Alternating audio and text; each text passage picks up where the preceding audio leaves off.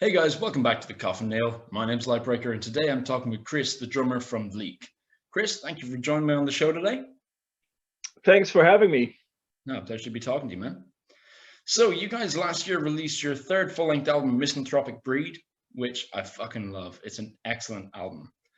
So, Thanks, I want man. to talk about the recording of it first. As I understand, Well, you recorded through lockdown, right? yeah. So, how do you manage that?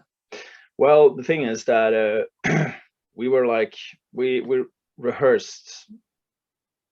I mean, really much I in looking back at it now, we rehearsed too much because we were getting kind of tired of the songs, and like it is, we are fortunate to have our own rehearsal space, and we were there spending a lot of time down there rehearsing and putting all the finishing touches, you know how it is, and starting to getting satisfied, and okay, let's do it, let's book a date. And then Corona came, and so there we didn't have any other choice than to just, they were like, either you wait or, you know and we didn't want to wait, so the only option we had was to like track it in our rehearsal space. So we did that, but it was not the most. It was, I mean, like I said, we were so sick and tired of spending time in the rehearsal space at that point of time. So, but it turned out great. It was kind of a, everybody we were kind of cranky because, I mean, the other two sessions we've had with the first album and the second one has been like really enjoyable. And I mean, we track everything live. I mean, at least for the drums and the rhythm guitars, and then we put on solos and some extras or whatever, and the bass, of course, after that. And we wanted to do the same procedure this time. We sort of did, but it was a little more of a hassle because that, I don't know how to describe it, but that feeling we have when we go into the studio didn't really appear this time. So it was but it turned out great. A So lot of weight on the shoulders on Lawrence McCrory. Definitely, he had to really work his ass off, and which he always does, of course, but this time was a bit more on the psychological side of it. yeah. Pushing So us. bring all the studio equipment into the rehearsal space. Yeah, I mean, we have a lot of stuff already. So Lawrence brought the good stuff down. I mean, for microphones and all that stuff, he had to bring, of course, and some other stuff too as well. But we always do demos of our songs, and the last two, I think we have done with all the three albums, we always do demos of all the songs. Yeah. She's, really kill ourselves with that sucks, so that sounds crappy, and that fucking sucks, so let's skip that song, but we never do. Yeah. So is this the same rehearsal space I've seen in some of the music videos? I think it was maybe Funeral Anthem. Yeah, exactly. Awesome. Exactly. It looks like a great space, man. Yeah, it's we are really, like I said, we are so fortunate to have that space, and we've been there for like I think it's 10 plus years now, and I mean, we're so lucky because it's hard to get a good space, and we have a lot of it. So yeah. And I mean, I've tracked I think it's 2 or 3 other albums down there as well. When I used to play in a band called The Resistance, I tracked the last full length down there, and I also put the drums on another up and coming death metal band called Far Suit, which is releasing an album soon. I put the drums on that in our rehearsal spaces as well. So, but it all comes down to who is doing the mixing and producing, and having good mics, and Lawrence is a fucking magician, so it sounds good, I think. No, it sounds fucking great. But I've heard that you guys often record live, as in playing all together. Is that still the case? Yeah. Like I said, no, but not for, I mean, when it comes to solos and stuff like that, you have to put that on afterwards, of course. But yeah, we track live as much as we can. Yeah. And we tried this time to do it with the bass too, since we have Antman in the ranks since way back now. Yeah. And but it didn't work the way that it was supposed to. But I mean, we were well rehearsed for sure. Yeah. But it's a different thing when you sit down there and you get the headphones on and you hear, I mean, everything. And but we tracked as much as we could, like we used to. So, but for me, I don't really remember the whole session this time, because I was just, I just got this bad vibe. I just wanted to get done with it, you know. Unfortunately, because I didn't get a really good sound in my headphones, and I couldn't get that feeling and the flow, and I was starting to forgetting patterns in which I had rehearsed like a fucking idiot before. And I was like, what the fuck is going on? And I couldn't find the vibe. So we were like, but it was kind of a fast tracking anyway. I mean, I tracked the drums in, I think it was one day. So wow, really? Yeah. But normally I want it to be that way. I never go longer than 2 or 3 days. Never. I have had no, but I mean, when I tracked when I did the first album, when I joined Witchery, Jensen told me, well, you have the whole week. Well, I don't want the whole week, because if I get into a flow and I, you know, when I'm warmed up and I just, you know, when I'm there, I'm in the zone, I just want to go, because absolutely. I think I consider myself, I mean, I'm not the most technical drummer out there. I'm not the fastest or whatever, and yada yada. I'm more of a groovy, old school kind of a hard rock, death metal drummer, if you will. I don't know. I don't want to genre. I don't want to genre myself in that way, but I enjoy playing, and if I consider myself to be a blue collar worker when it comes to playing drums. It's got to be hard, it's got to be sweaty, and it doesn't matter if it hurts. It's good. Yeah, then you're doing a good job. I mean, but it doesn't hurt in that sense. But if I'm on a would you say that the frustration with the circumstances of recording it, did that help at all? Like, just gonna fucking go for it? Yeah, for sure. And I was Lawrence kept I had something I was saying in, of course, in Swedish, but I was getting so fucking tired. I was screaming about like the quick translation would be like, fuck this fucking shit, and then I went into corrosive survival. So it's like, fuck this shit, and you know, just, you know, hitting that, but not like, it's not overdoing it, but it was there was a lot of aggression on it for sure. You can hear some patterns that the hi-hat is like, oh fuck you. It's like, you know, but that's passion. And no, it's awesome when you sound busy on the drums. But I believe that you've done some vocals before. How has it ended up with Thomas on lead vocals? You've contributed a few things along the way, right? Yeah, I did. On the first album, I sang on a song called Sickening. And when we started the band, we didn't know who was supposed to be the singer or whatever, the screamer. And I tried some, and I mean, it was okay. I sound a little bit like something in between Nicky Anderson from Clandestine and some, you know, more of a growly, low, not having these frequencies that Thomas has. And but Thomas started when he does his demos, he's always like, when there are lyrics or whatever, or he gets a feeling of, oh, this is where the lyrics should be, this is the chorus, and this is the, you know, and he starts to and I was like, that sounds cool, man, can you try that for real? And he was like, I don't know, but he did, and yeah, the rest is Awesome. history. I mean, my personal opinion, I think that he really got his own voice. It doesn't sound like any other. Yeah, no, it's something I've really enjoyed. Like some of my favorite tracks are like Decay and Wolves, and he really shines on those. Yeah, for And sure. does Thomas write the lyrics, or do you and some of the other guys contribute as well?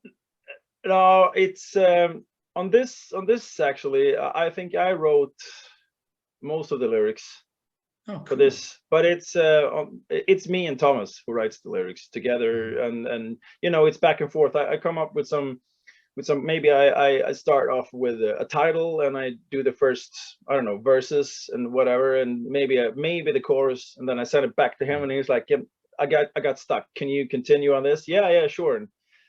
And sometimes, but for this album, I wrote a lot of lyrics, and I had some, you know, lying around. Like Thomas, he always has a lot of riffs lying around as well. Yeah, So yeah. he got a lot of demos from the start. When we decided, like, from now with Misanthropic Breed, it was like me and Thomas called up each other and said, so are we doing this now? Yeah, I think it's time. So let's do it. And then we started, and I said, well, I think I have a pretty good working title for the album, so we can, you know, like, just have a base or whatever you will. Yeah. And I said, let's call it Misanthropic Breed. And the fact is, I didn't even think that it was both Dismember and Entombed in that title until Thomas, in the ending process of the album, he was like, you know, that well, I didn't think about that. Maybe it's just in the back of my mind all the time. Dismember and Entombed. It's like, Of course. it just sits there, you know. Yeah, well, I'm really glad that you brought that up, because I was going to ask you about it. I assumed that the title was a nod to Wolverine Blues. And obviously, it's fairly recent news that LG passed away. Yeah. And I can definitely hear an Entombed influence across you guys. I can hear a lot of different bands, but Entombed is definitely there, especially in the like chainsaw guitars and that. Yeah. Did you ever get to meet LG? LG has been a friend of mine since way back. I think I've known him for. I used to back in the day. I used to be a drum tech for Peter when he played in Entombed. Really? So I hung around with those guys, and you know, became friends with all of them basically. But you know, with LG, and like LG is an amazing guy, amazing person, and we always kept in touch, you know, sending text messages and always checking up on each other from now and then. And sometimes we met, and sometimes he could like call you and, saw you guys were going to play there. I'm bored if we played in Sweden or something. Can I join you? Yeah, sure. We got a space in the car. So he was like, he's the coolest guy ever. Coolest guy. It's so sad. I'm happy I got the chance to talk to him before he passed, and that was just so sad. The tears were running down our faces, and it was he was to see that happy man being that broken was really just, that was hard. It took a toll on you, man. That really, I mean, I know some other guys that were really good friends with him, and I can just imagine their loss. Because I mean, I was, when I got the news that he passed, I was just crying. That whole day was just when. The last time I cried that much was when I lost my mother to cancer as well, and the similarities was just between LG and my mother was so, that was too close, man. It was too close to heart. But it was, I mean, it's been a loss for a lot of people. I mean, it's a huge loss for the metal and the death metal community for sure. I mean, his voice, damn. Yeah, man. But it has been really interesting in, say, the articles that have been published since, seeing the wide variety of styles of bands that have recognized him as a big influence. But more than that, the stories about him were not mostly how influential Entombed were, but how he was just a really cool dude. And very, very real. It was sweet to see, and it's a huge loss. He was definitely one of a kind. There will never be a guy like him again.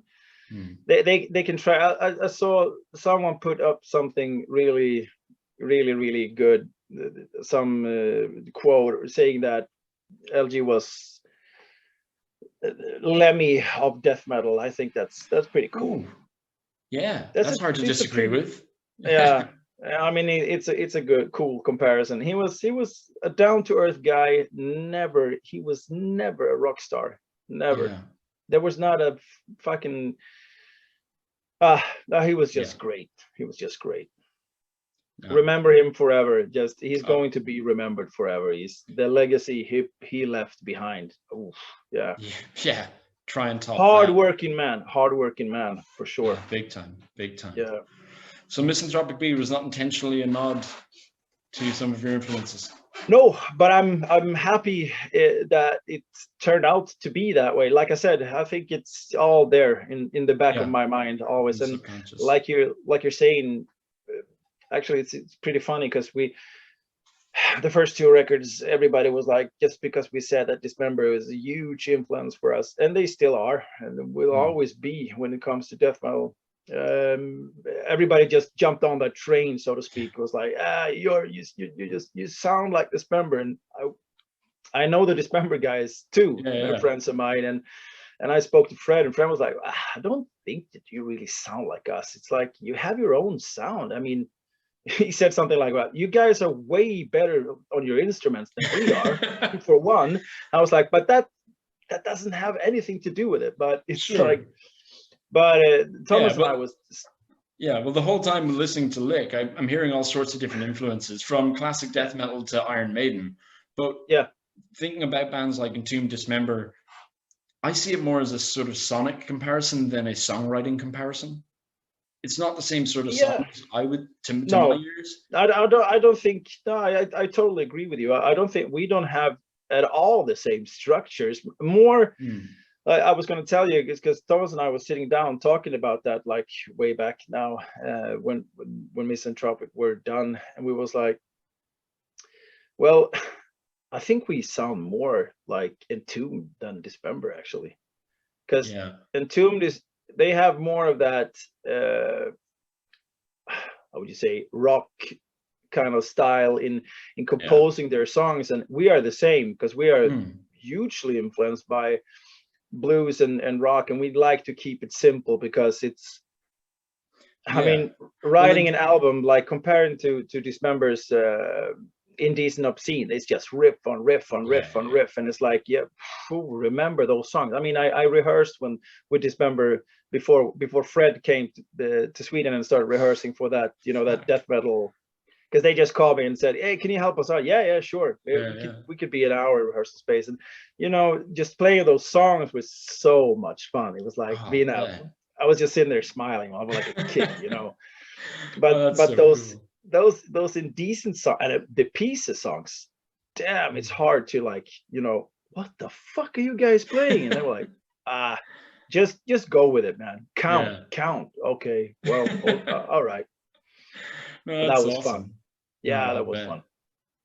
Well, speaking of fun things for you guys, I saw recently that you guys won an award from P3, the Swedish Radio Awards. Yeah. Can you tell me a bit more about that for someone who... I've spent some time in Sweden. I've played some shows there in Irish pubs, but I'm not familiar with P3. So tell us about that award.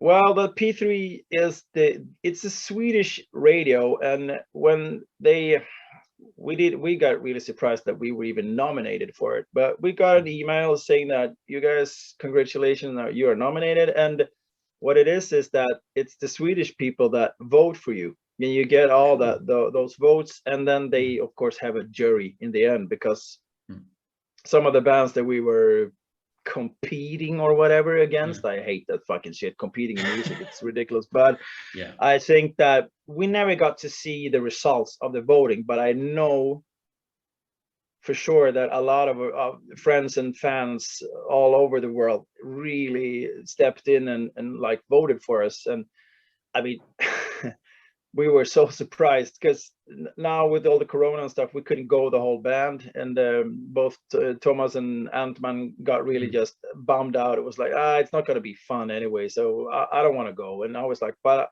I'm going, because if we're nominated, it's on our home turf and everything, and we can't not show up. Yeah. And I was like saying to Anton before I went, on the same day before I went in to beat Nicholas to go to it, and was like, I think we're gonna win, man. Just, you know, joking around. Yeah. And Anton was like, yeah, really? Yeah, of course. I mean, hope is the last thing that ever gonna, you know, go away. And we were sitting, you know, they took us out. We were first sitting in a green room, and then our rock metal genre came up. Yeah, it's you guys, it's your turn. Go up to the hotel rooms that are set out for you. And I was like, you know, haven't these been out playing for years? You always go up when you go into a hotel room, you remember your room number, because you don't know if you're gonna get shit faced or whatever. You forget that, you know. Normally you just write it up or whatever. But oh, okay, it's 411. And we were sitting in that room, and I was like, you know, just having a laugh. And they started. We didn't even listen to the nomination speech or whatever. And then suddenly it was like, oh man, they're starting walking down the hallway with the rooms, and then they turn up to and I was saying to Nicholas, because we were sitting on watching a screen in our room, and I was like, that's our room number, man. And Nicholas said, no, it's like Italy. And I was like, oh fuck, we won, man. That's so cool. So what are we gonna say now? I don't know. Just, and I'm a blabbermouth, so I was just blah blah blah, thank you, and blah, you know. But that was fun. It's cool. Oh, awesome. For sure. I mean, it's gonna, I don't know. Some people have asked us if we want any money or what. No, it's just the recognition. Yeah, exactly. Yeah.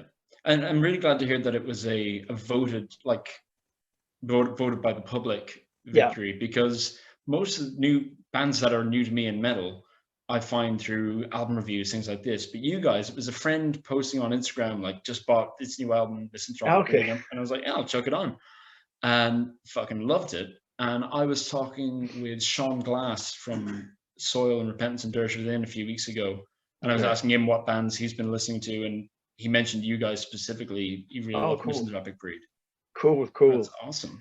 Yeah, that's really awesome. It's, I mean, it started off, we started noticing stuff when we was fortunate enough to, you know, get on with Metal Blade and released Carnage through them. Then stuff started really happening, and I mean, being on Metal Blade, it's just a blessing, man. They're so fucking cool guys. They believe in us and they support us in everything we do. It's like, just go, guys, do whatever the fuck you want. It's nice. But it's, so do you have another couple of albums in the pipeline with them?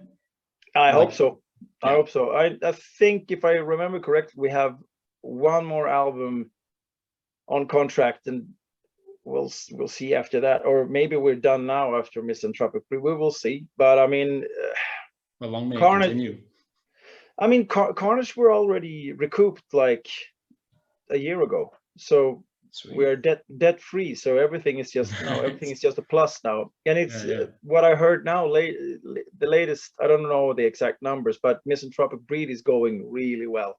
Yeah, I saw you're on your second vinyl pressing. Yeah, it's amazing. I mean, for all the fans that we got there, they're truly, I mean, they're truly fans. They're really yeah. That's great, I mean, man. We're blessed. Yeah, we're blessed. Absolutely. I'm glad to hear you so optimistic, especially now when, you know, you can't tour. I understand you guys did 2 shows last year, but 3, all in Sweden, I assume, right? No. 2 in Germany and 1 in Sweden. Oh, really? That's awesome. Yeah. Well, I look forward to the next time you're here in Berlin.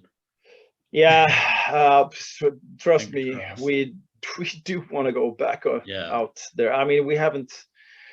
I mean, releasing an album. What is it? We released it on the 25th of September, and we haven't played a single fucking tune out of it. It's just, well, that brings me nicely to the question. I want to ask, what song from Misanthropic Breed are you most looking forward to playing live?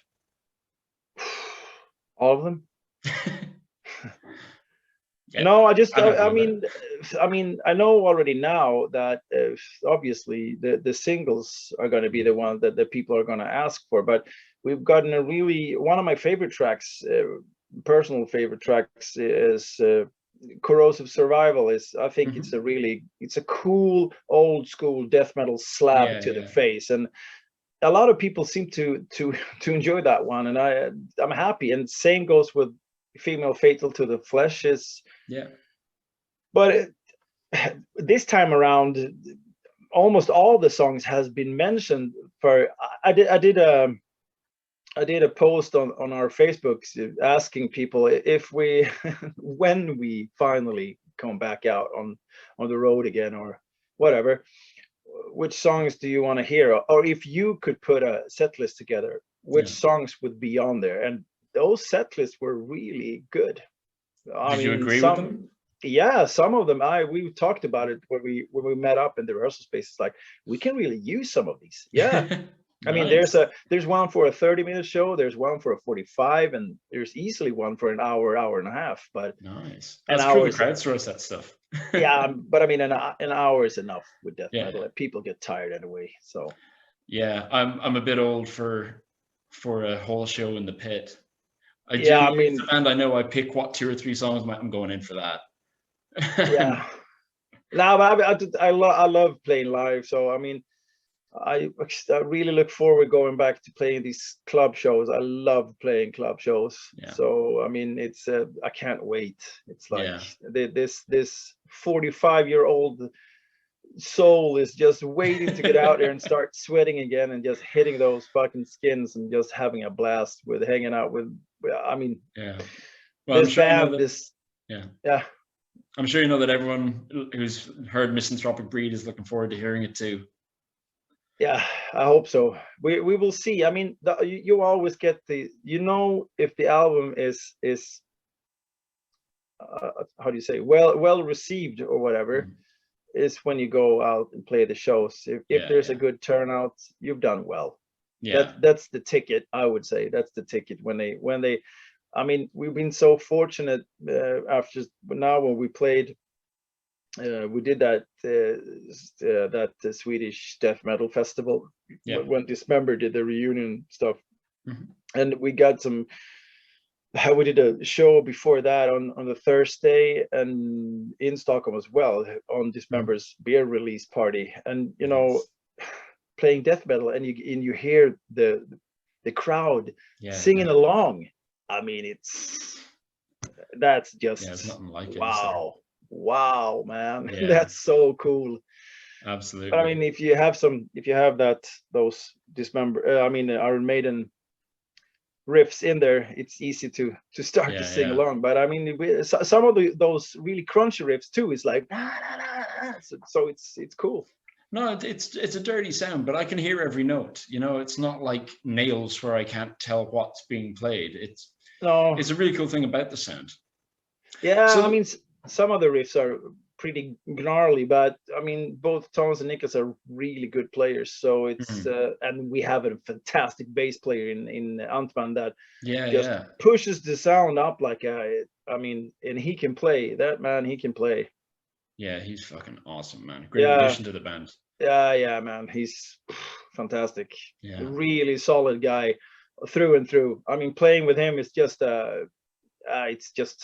it's pure joy for me. I mean, being together that foundation with drums and bass and drums is so important. And now, we just found each other kind of quick too. So it's just great.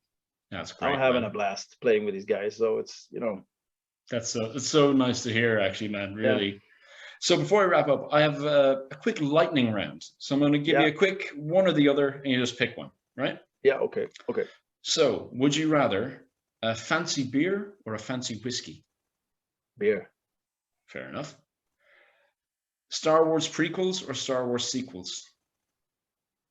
Old school Star Wars. Yep, C is the correct answer. That one was a trick question. Old school, yeah. On tour, would you rather have good food or a comfortable bed? Good food. Good food, yeah. Yeah. I can see that.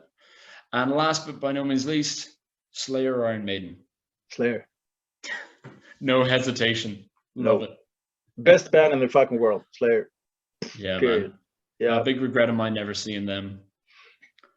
I love them. I fucking love them. But I love them with Dave Lombardo.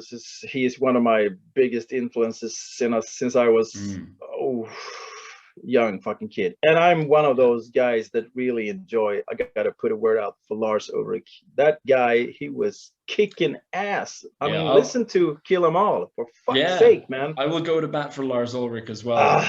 Come on. But yeah, I've never seen Slayer, but I did see Dave Lombardo with Dead Cross with like Mike Patton and Justin Pearson and those guys. It was awesome. Oh, too bad you missed him with Slayer, man. Yeah, man.